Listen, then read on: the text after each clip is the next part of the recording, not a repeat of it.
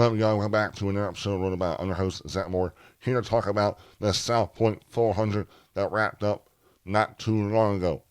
Joey Logano put on one of the most impressive fuel-saving jobs I've ever seen. I didn't expect him to be able to save that fuel, but he did. With a hard charging Bell, with a little bit of help of Blaney, he did it. And now he's going to the Final Four to race for a NASCAR Cup Series championship. Logano, last week, he gets out of the car at the Charlotte Roval. He thinks he's done. He's out. Then a couple hours later, he gets a phone call. You're back in. Bowman's DQ. And then it went back like, I'm not sure I'm going to be in. Maybe Hendrick will win this appeal. They do appeal. Hendrick did not appeal. You're in. You're guaranteed to be into the round of 8. And then you go into the round of 8 and you win the race. And now you're already going to the Final Four. Just crazy, man. Wild. So stage 1 was a very chill stage 1, I felt like, until near the end. We saw, Bell take control of the lead. Rennick in there. Bowman. Elliott, we saw Hamlin fall back, we saw Larson make spots up. Everyone's just kind of filling their car out. We're kind of seeing who it has the long run speed and the short run speed there. And then we had our pit stops, and that's where we saw Hamlin lose a really slow stop, lost track position. Bale, Rennick stayed up front. And then near the end of stage 1 was like under 20 laps to go. We saw a big wreck and big hit for Austin Dillon. He got bumped by Daniel Hemrick going into 3, and his car just shut up the racetrack hard in the wall. He was very mad at Daniel Hemrick, and it was hard to see good replays, but then NASCAR showed us an onboard replay, and my gosh, he got shot up that wall hard. A bad look for Hemrick, going 180 mile an hour, and you just bump a guy like that hard and that aggressive, and he goes in the wall. Not a great feeling.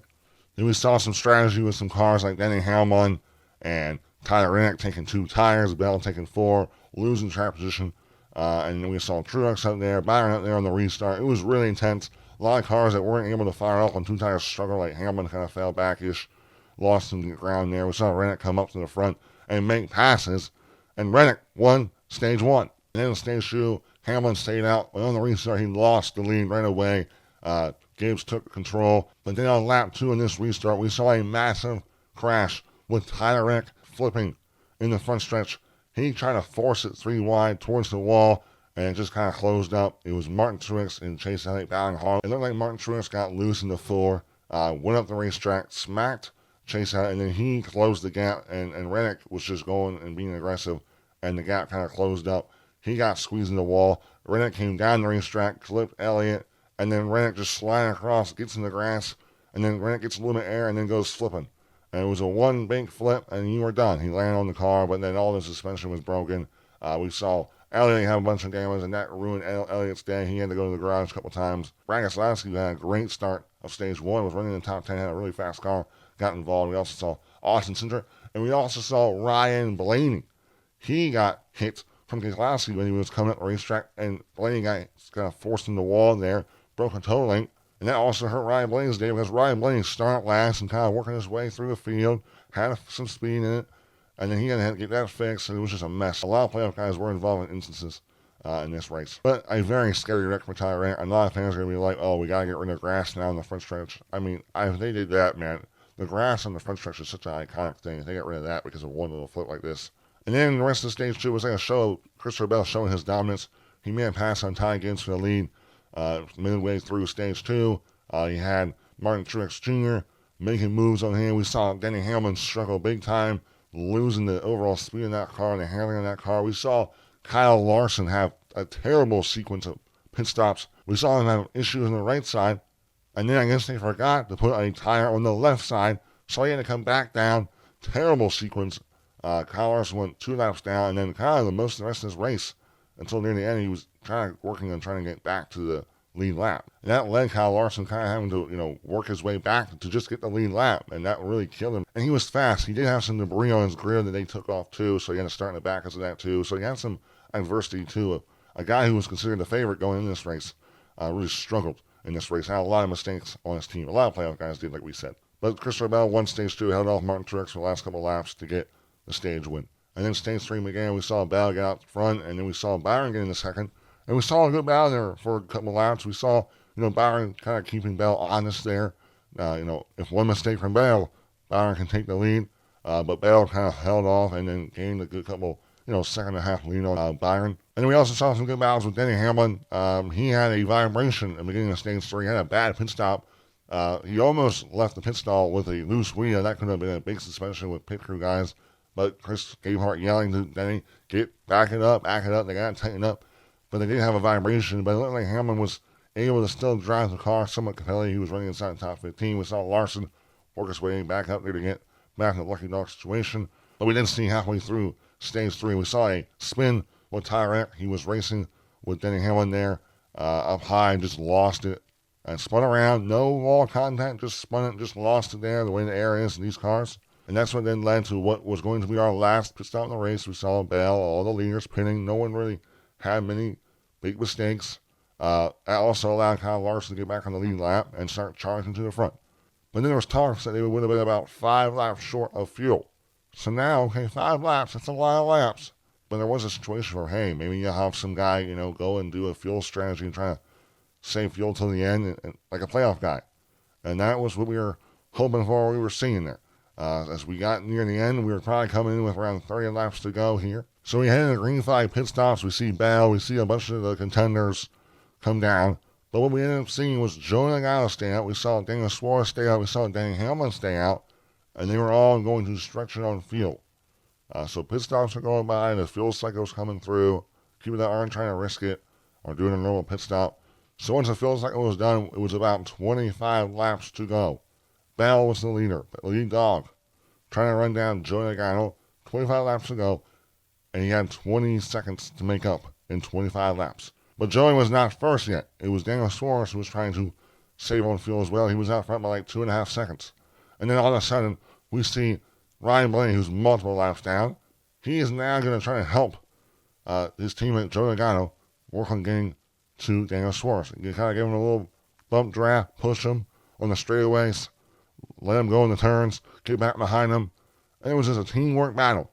And as laps are clicking down, Bell's getting closer, Logano's getting closer to Daniel Suarez. When they went 5 laps to go in this race, Joey Logano ends up passing Daniel Suarez with Ryan Blaney helping give him that push by. But Bell's only 3.1 seconds back, flying on new tires. And it's just Bell's getting closer. Logano's trying to save fuel. But it's looking more and more like Joey Logano actually can do it. There's no one's talking about, oh, he's short. It was more about can Bell get to Logano, less if Logano can make it. And, the laps are winding down. It's like 2 laps to go, and Bell's like it's 2 seconds back, and it gets closer and closer. But somehow, Joey Logano was able to run 68 laps without running out of gas to win the South Point 400. And he's going to the Championship 4. Man, I don't know how to do it. It's super impressive. But this is the same situation we saw in Nashville where Joey had to save fuel and his car was sputtering coming to the line at Nashville.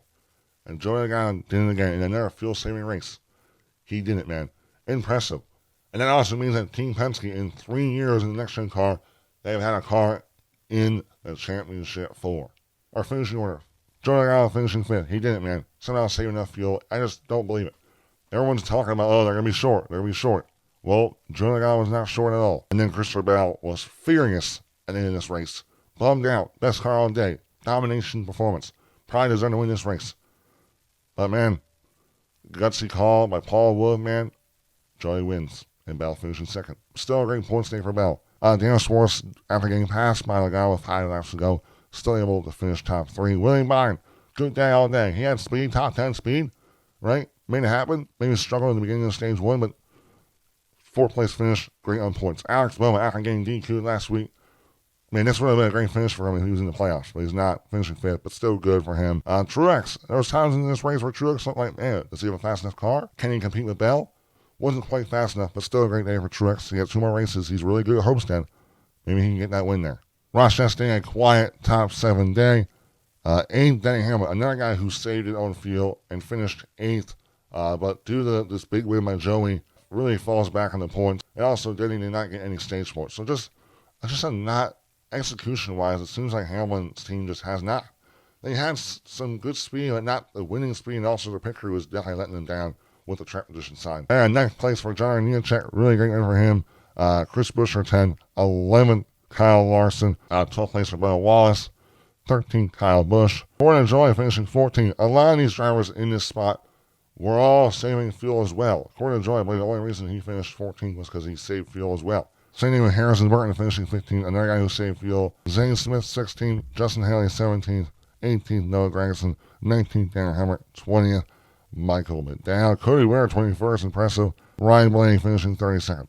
He helped his teammate win the race, but really a disappointing day. Ryan Blaney, he is deep in points. Very deep in points. Chase Elliott 33. Another bad day for him again. Got involved in that early stage 2 accident where Tyler Reddick flipped in. Just not going to be great. He's going to now have to go out there and win. He's in a must-win situation on points. And then 35th, Tyler Reddick was being aggressive there, shut the gap. The gap closed, and it cost him a chance to maybe win this race because he was fast.